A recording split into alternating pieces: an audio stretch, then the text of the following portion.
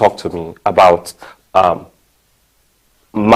elite consensus and the appeal, the desire, the wish of the masses? I would rather say elite consensus versus the expectation of the masses. And let me bring it together. You were asking before the break, is it not almost like, is it good that they're not involved?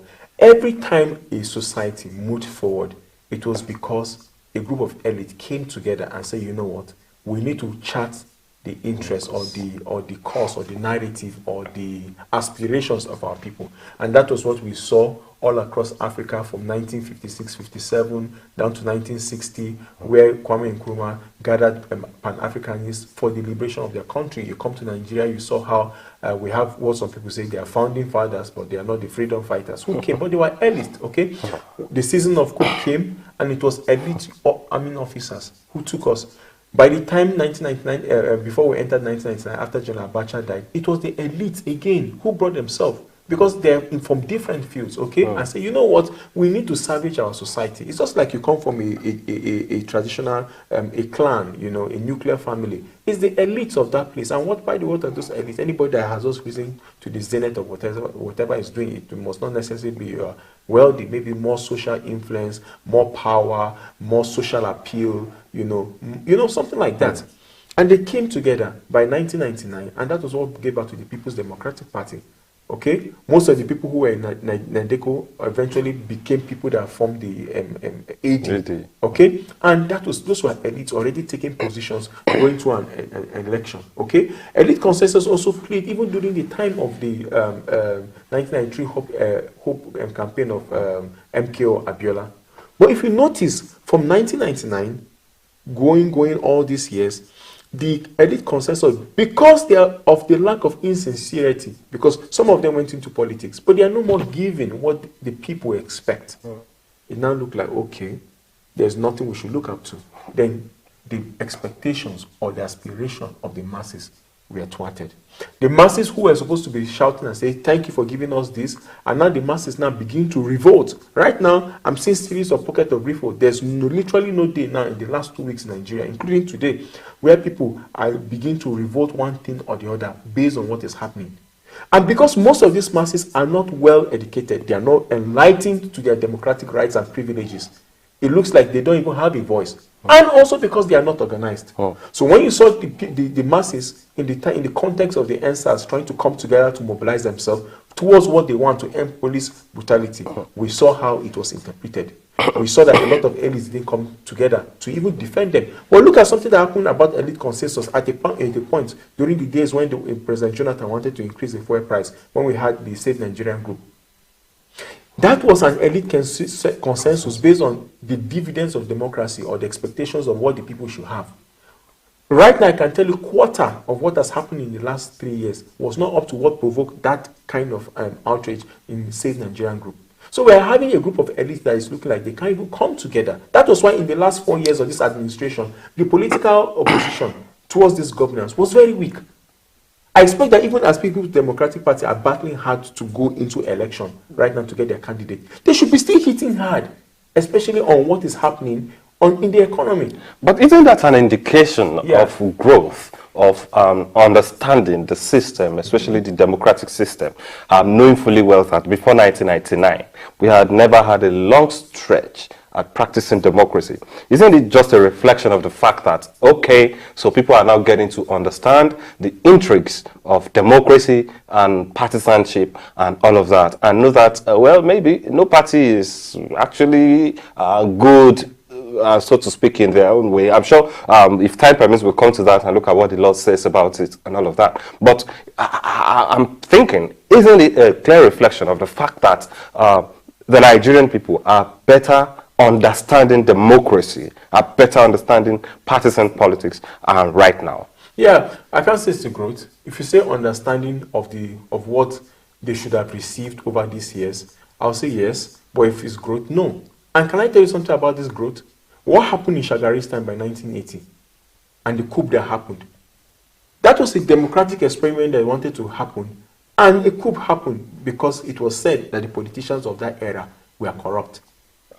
And the coup started, okay? from President Buhari, who did that coup, to the president, IBB, to Abacha. We came to 1999. We had high expectation. We thought that this new Europe, yes, and the new Republic by 19 actually took off with a lot of reforms, a lot of expectation. If there was a continuous build-up, I can tell you that by now the people know what democracy means. But right now, can I tell you something? The current way in which we have practiced democracy, it has not given Nigeria the status. Do you know how much we're in debt? Do you know how many people we can't have healthcare systems to ourselves? If our elites cannot even use the healthcare system on ground, and because they are elite, especially those ones exposed politically, we go abroad for their health. Their children cannot school in our schools. They cannot drink the kind of water we drink. They use jeeps. And these are also basic things. Okay, sorry that I have to cut you. Okay. Let's quickly talk about important issues, especially with the election and post-election. You would remember that from last year, from 2022, Nigerians became excited. I think the 2022 year welcomed us around this time last year with the passage of the Electoral Act. Everybody became excited. Everybody became encouraged, that for once, democracy will prevail, since there are laws that will guide, the process. And a lot of laws, a lot of things were put into that document. And I quickly like you to reflect on a bit of them, which is Section 92, for example, talks about how candidates in political parties should behave, especially when it comes to talking to themselves, using certain languages, and all of that.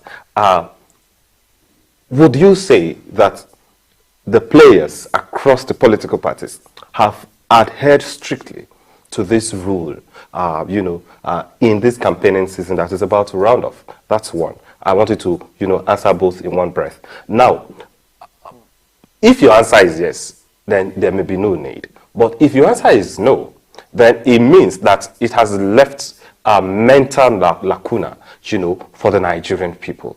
A lot of people will have that to grapple with. A lot of people have picked new enemies. I said that earlier. A lot of people have built new friendships. But some of these friendships may necessarily not be healthy, for the country, because it's a build-up of some power, and it perhaps may not be in good stead, especially for the advantage of the country. So tell us, how will this affect Nigeria after elections? Okay, so Mr. Binga, I think my answer is no. And yes, some political players have been quite fair. The presidential candidates of some parties have been quite fair in their speech. Some have not been fair in their speech. Their media handlers have not been fair in their speech. It's almost like a war. And like you said, there have been tensions, there have been killing, there have been agitations. And I can say something is normal. I don't even expect anything less. The reason is this: it has always been our trend, and because there are no consequences, it will happen. But I'll say something. The post-implication of this kind of abuses, threats, are things people do not forget. I remember in the last election, somebody said that if this election is not won like this, the country will be battered and dogs and baboons will be soaked in blood. It's a statement that up to now, Nigeria will forever remember. And we now knew what happened after that election. Okay? Thank God we didn't have a country soaked in blood, but we now knew that that was the beginning of another kind of crime we had never witnessed before in this country. The statement, and there's a story behind that, by the way. We've heard the story of how people were brought and everything. Nobody has come to refute it, but well-meaning Nigerians have come to bring out their own narratives. It may be alleged, but it is what it is. All right? Now, the post-implication of this kind of statements is that it's further widens the gap, the bridge of how a particular politician will view another one. They will even tell you that all of this is just politics. It doesn't mean anything and the rest. But some of us are very careful to chronicle these words. I envisage a time in Nigeria where people are going to be very, very careful, because that's the reason why the Peace Committee tries to come to bridge them together. Somehow, with their interventions, I feel it's even a bit curtailed, because they know that there should be limits. They are also aware about the electoral injunction on that, but they know that even if we violate it, INEC is not going to slam them. And that's one of the things we are calling on INEC as a regulator in this situation. Look at the kind of comment the REC of Lagos just said some days ago. I mean, as far as INEC is the regulator unbiased. We call them to bring out and make statements. It's just like what happened just some few hours ago. Is it today when a tweet somebody just tweeted? A click from the INEC on the comment that was made on the candidate of Labour Party, and right now INEC is looking who is the person who did it and the rest. If that can happen from within INEC, and you know the implication of that, why should a regulator have somebody, doing that? You should now understand what should happen post the election. So some of us, post-election is what we're concerned about.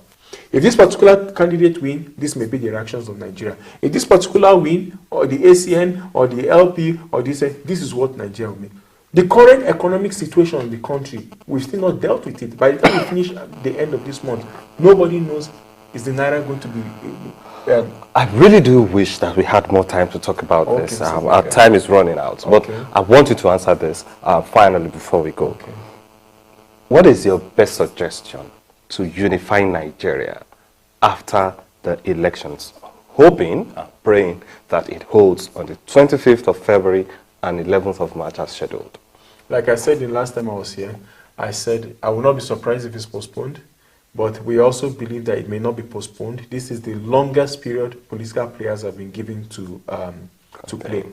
My own advice for Nigeria, and what I'll call the office of all citizens of Nigeria to do post this election, and anybody that's going to take over power, is to concentrate first to unify the nation. And that's why you see the candidate of the PDP keeps on saying he's the unifier.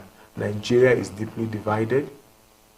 This level of suspicion based on bigotry, religious intolerance, ethnic intolerance, all that has never ever been witnessed. Such that we count this particular election with religions and zones. We've heard people both on religious sides say things they're not supposed to say. If I'm the person that will take over power post 2023 election, one of the things I will promulgate, or the House of Rep members, is that henceforth hate speech from religious body, hate speech from people who want to further our divides, including even some of these social cultural organizations, will be dealt with. Because this is the beginning of the slope of a country or a nation who is trying to forge themselves into unity going out. And that's why we have seen in Rwanda, it is not a matter whether a Hutu or Tutsi, you may end up in a prison for even asking that question, because they've tested what that thing has done to them. Nigerians need to be united, and the first thing that we need to do, or anybody needs to come, both from the office of the citizens, which is all of us, those of you in the media, some of us with our initiative and our interventions that we do daily, and we call on the politicians. The issue of making Nigeria one is a business we must do, and making the nation what it's supposed to be. Nigeria is at a crossroad that it has never ever, not even 1993, when we saw how it was coming, or 1999. This particular crossroad is the most different of all, and we call people to live the ethos of our national pledge. When you look at the ethos of our national pledge, you say to defend our unity and uphold our honor and glory. And we say, so help me God. So I think it will take God to help us. All right, that's a good way to end the conversation. Thank you so much for being on the program today. Thank you, Mr. Gbenga, for having me. All right, I have been speaking with Tochukwu Ifemeni, public policy analyst and political analyst on the show, and it's been a wonderful conversation. No doubt, I'm leaving you with some of his words, maybe paraphrased, that the responsibility to unite Nigeria, to heal Nigeria, is the duty of each and every one of us, you and me inclusive. That is, when elections are come and gone, it is our responsibility to remember that, first of all, there is a nation to defend, and that together we can do it. We can achieve it. And of course, I believe that we will achieve it and get better as Nigerians. And Nigeria will never be destroyed. We will stay together forever. Thank you so much for joining us on today's edition of the program. I'm going to see you again some other time. It's been a wonderful time. Have a great evening. I'm Olubinga George. That was a good one.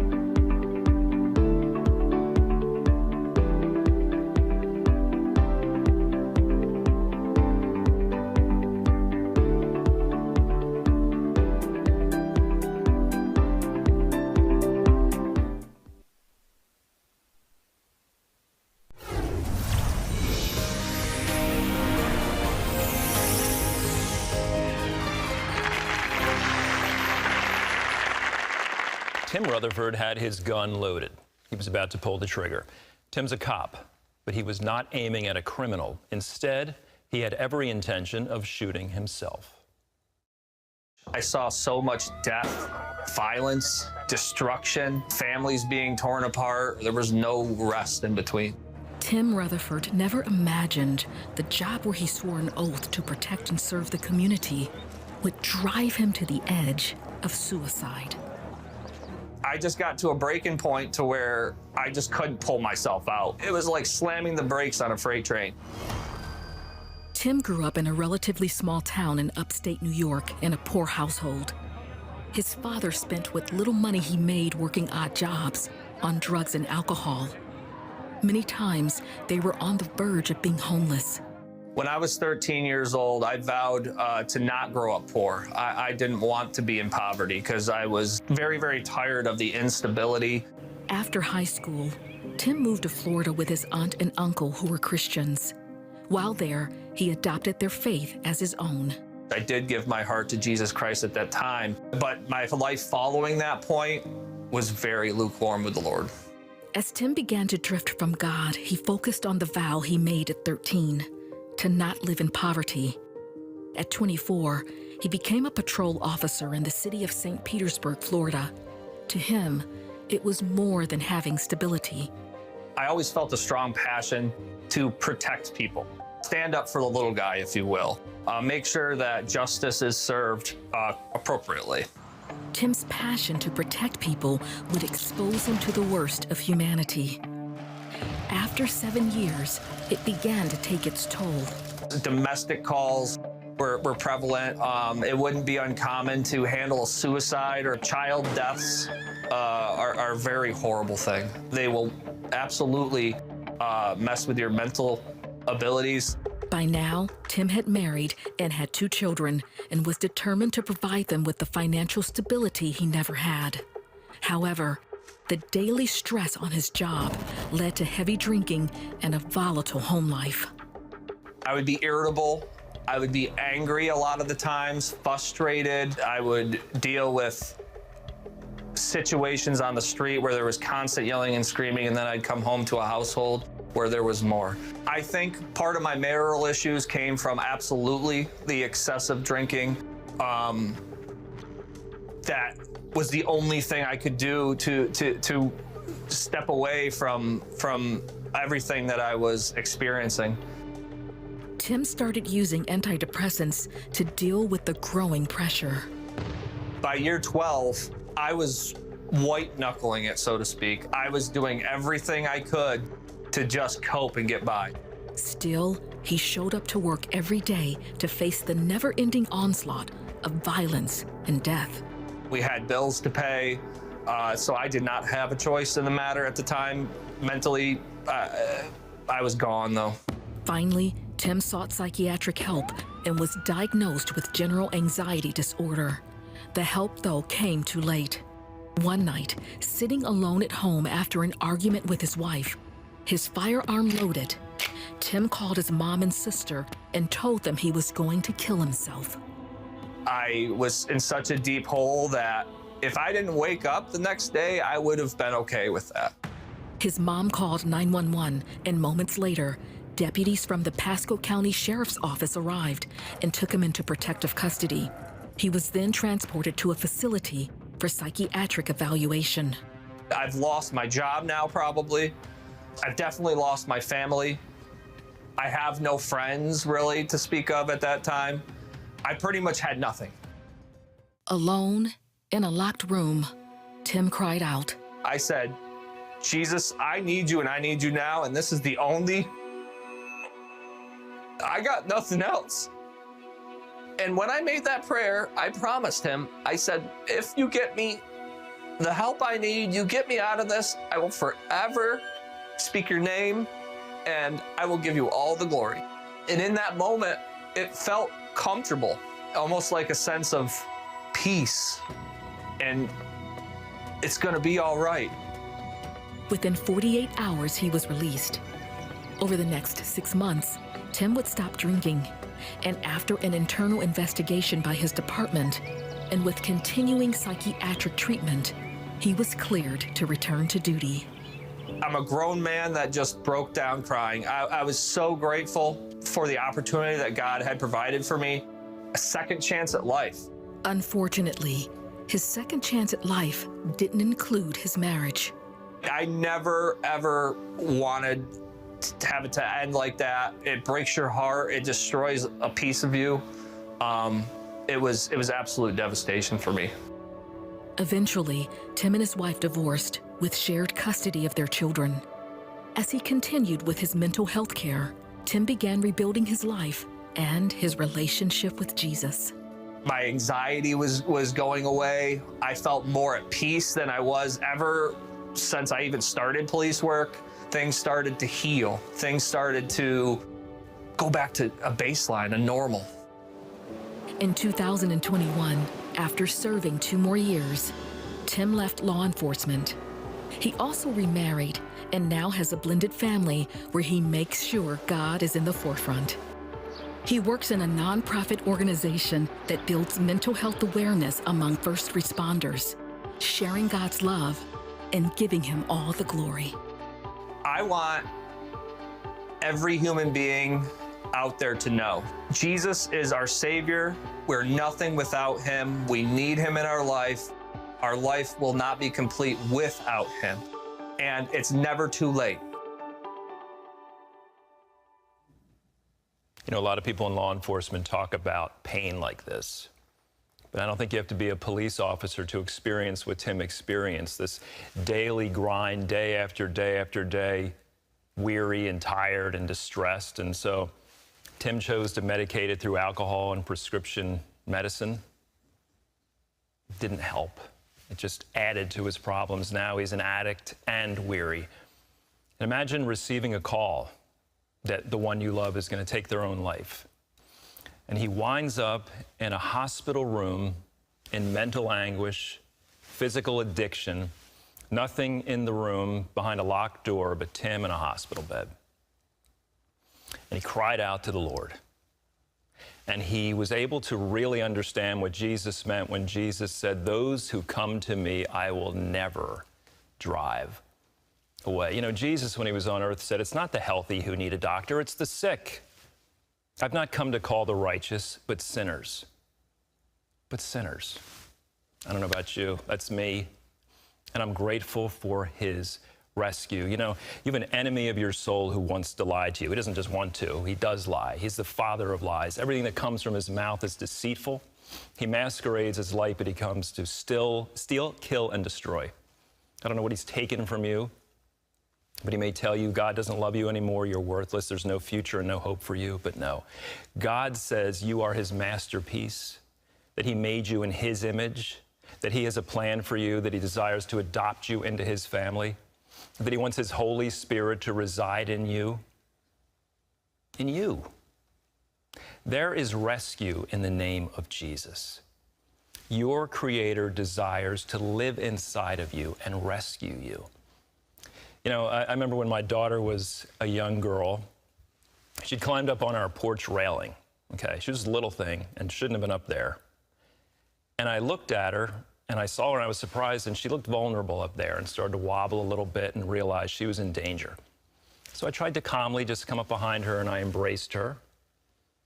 And she was safe, and she didn't fight me. She received my embrace, and what she said surprised me. She said, "I'm free, I'm free."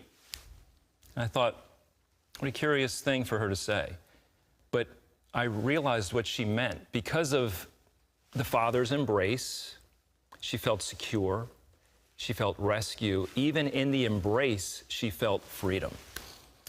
It's an illustration, but I hope you can experience that today. If you've never experienced the love of God who wants to rescue you, God had his perfect Son die on the cross for you. If you find yourself today in bondage,